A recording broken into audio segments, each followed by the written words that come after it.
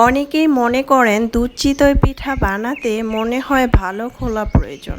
Actually খোলার উপর depend করে না, আসলে খোলাটা কিভাবে রেডি করছেন সেটার উপর ডিপেন্ড করে। শুধু তাই না, চিতই পিঠা বানানোর মিশ্রণটা কিভাবে তৈরি করছেন সেটাও কিন্তু জানতে হবে। তাই প্রথম থেকে শেষ পর্যন্ত ভিডিওটা দেখে তারপরে পিঠাটা বানাবেন, তাহলে পারফেক্ট পিঠাটা হবে। আসসালামু আলাইকুম। আজকে আমি খুব মজাদার দুধ চিতই পিঠা তৈরি করে দেখাবো। এই তো প্রথমে আমি শুকনা চালের গুঁড়াটা ভিজিয়ে রেখেছিলাম হালকা কুসুম গরম পানি দিয়ে। এখানে আমি হাফ টেবিল চামচ বেকিং পাউডার, পরিমাণ মতো লবণ আর 2 টেবিল চামচ রেগুলার রান্নার তেল দিয়েছিলাম। শুধু বেকিং পাউডারটা দিলে হবে, বেকিং সোডা আবার দেওয়া যাবে না। তো বেকিং পাউডারটা আমি হাফ টেবিল চামচ দিয়ে ভিজিয়ে এটাকে কিন্তু ব্লেন্ড করে নিয়েছি। আর ঘনটা কেমন হবে সেটা আপনারা দেখতেই পাচ্ছেন, আমি কিন্তু ঘনটা দেখিয়ে দিচ্ছি। ঘনটা কিন্তু এরকম হতে হবে, এই ঘনটাই কিন্তু পারফেক্টভাবে আপনার চিতল পিঠাটা হবে। তো আর কথা নয়, এখন মূল ভিডিওতে চলে যাচ্ছি। মিশ্রণটা তো তৈরি হয়ে গেল। এখন চুলায় একটি এরকম মাটির পাত্র বসিয়েছি, দেখতেই পাচ্ছেন। এরকম কিন্তু সবারই বাসায় থেকে যায়, তাই আমরা কিন্তু এভাবে এরকম এটার মধ্যে বানাতে পারি। এটা প্রথমে আমি চুলা রাসটা ডিম করে বসিয়ে রেখেছিলাম কিছুক্ষণ, তারপরে আমি এখন দিয়ে দিলাম পিঠা বানানোর জন্য মিশ্রণটা। এখন ঢাকনা দিয়ে ঢেকে রেখে দিলাম। একদম চুলার আঁচটাকে আমি 80% মতো ধরিয়ে রেখেছিলাম। প্রায় 1 থেকে 1.5 মিনিট পর আমি ঢাকনাটাকে উঠিয়ে পিঠাটা দেখিয়ে দিচ্ছি। মাশাল্লাহ মাশাল্লাহ, দেখতে যা সুন্দর হয়েছে, খেতে কিন্তু অসম্ভব মজার হয়েছিল। যারা নতুন রাঁধুনি তারা কিন্তু এভাবে ঝটপট চাইলে এভাবে তৈরি করে নিতে পারেন। এটা কিন্তু খেতে অনেক মজার হয়েছিল। আমি আরেকটি বানিয়েও তৈরি করে দেখাচ্ছি। আসলে এই মাটির হাঁড়িটা হচ্ছে বাসায় দই আনা হয়েছিল, সেই দইয়ের হাঁড়িটাই কিন্তু আমি কাজে লাগিয়ে দিলাম। এটা একদম সহজ, যারা নতুন রাঁধুনি তারা কিন্তু এই শীতের মধ্যে ঝটপট বাসায় তৈরি করে ফেলতে পারেন। আমি কিন্তু সবগুলো তৈরি করে নিয়েছি, দেখতেই পাচ্ছেন কতটা অসাধারণ হয়েছে। এটা খেতে অনেক মজার হয়েছিল। চাইলে কিন্তু এভাবে আমরা ঝটপট তৈরি করে ফেলতে পারি। এখন আমি পিঠাটা দেখিয়ে দিচ্ছি কতটা নরম, তুলতুলে, সফট আর ভিতর থেকে কতটা অসাধারণ হয়েছে, দেখতেই পাচ্ছেন। ভিতরে কোনো কাঁচা না, একদম পারফেক্ট একটি পিঠা তৈরি হয়ে গেছে। তারপরে চুলায় একটি প্যান বসিয়ে এখানে আমি 1.5 লিটার দুধ দিয়েছি। দুধটা আমি আগে থেকে বলক এনে রেখেছি, কিছুটা ঘন করে নিয়েছি জাল করে। এখন আমি এখানে দিয়ে দিব গুড়, আপনারা চাইলে এখানে চিনিও দিতে পারেন। আমি আজকে গুড় দিয়ে তৈরি করছি। গুড়ের এই পিঠাটা খেতে অসম্ভব মজার হবে, যে কোনো গুড় দিয়ে কিন্তু এটা তৈরি করা যাবে। এখন আমি অনবরত নেড়ে চেড়ে দিচ্ছি যাতে গুড়ের চাকাটা গলে যায়, আর তাপের মধ্যে দিলে তো গলেই যাবে।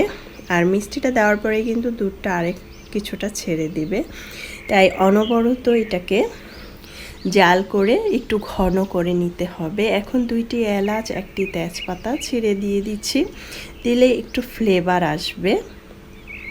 তারপর আমি এটাকে উঠিয়ে নেব। দেখতে পাচ্ছেন এটা কিন্তু একদম ঘন হয়ে গিয়েছে। এরপর যে আমি তেজপাতা আর এলাচটাকে উঠিয়ে নেব, উঠিয়ে ফেলে দিব। এখন দিয়ে দিব নারিকেল। আমি এখানে 1.5 কাপ নারিকেল নিয়েছি। যারা নারিকেলটা দিতে চান না স্যার, তারা কিন্তু স্কিপ করতে পারেন, এটা কিন্তু আপনারা না চাইলে না দিতে পারেন। তেজপাতাটাকে উঠিয়ে নিচ্ছি, দেখতে পাচ্ছেন। আর নারিকেলটা দিলে কিন্তু ভালোই লাগে। দুধ চিতই পিঠার মধ্যে নারিকেল না দিলে কিন্তু ভালোই লাগে না। এটাকে জাল করতে করতে অনেকটা ঘন করে নিয়েছি, দেখতেই পাচ্ছেন অনেকটা ঘন হয়ে গিয়েছে, সব কিছু উঠানো হয়ে গিয়েছে। এরপর যে আমি দিয়ে দিব বলকের মধ্যে দিয়ে দিব চিতই পিঠাটা। দেখতে পাচ্ছেন আমি চিতই পিঠাটা দিয়ে দিচ্ছি। আমরা অনেকেই কিন্তু এই শীতের মধ্যে বাহিরে গিয়ে চিতই পিঠাটা বাহির থেকে খেয়ে থাকি। আমরা যদি বাসায় ঝটপট এই মজার পিঠাটি তৈরি করতে পারি, তাহলে কিন্তু আমাদের বাহিরে যেতে হবে না, আমরা কিন্তু বাসায় তৈরি করে খেতে পারি। এখন আমি কিছুক্ষণ জাল করে নিব পিঠাটা দিয়ে। ঢাকনাটাকে দিয়ে আমি এটাকে বলক এনে রাখবো। আর অনেক সময় এটা দেওয়ার পরে কিন্তু দুধটা একদম খেয়ে নেবে, তাই বেশিক্ষণ রাখা যাবে না চুলার মধ্যে। এমনিতেই কিন্তু দুধটা অনেক ঘন হয়ে গিয়েছে। আমি এখন এটাকে বলক এনে রাখবো।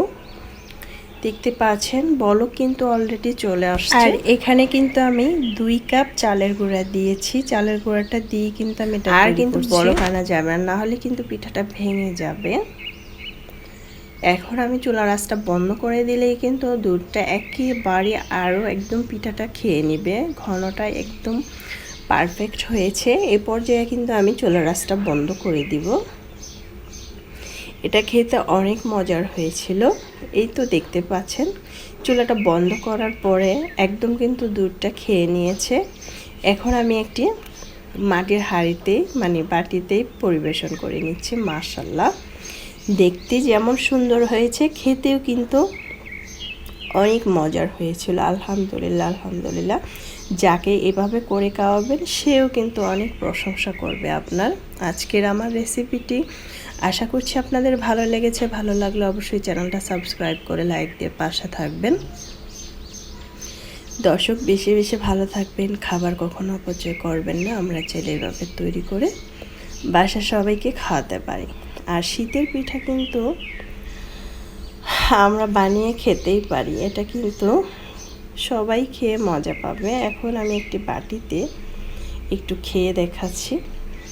আর কতটা নরম তুলতুলে সফট হয়েছে দেখতে পাচ্ছেন, অলরেডি ভেঙেই যাচ্ছে, কিন্তু এতটাই নরম হয়েছে আর এতটাই ইয়ামি হয়েছে। চাইলে কিন্তু এভাবে আমরা তৈরি করে খেতে পারি।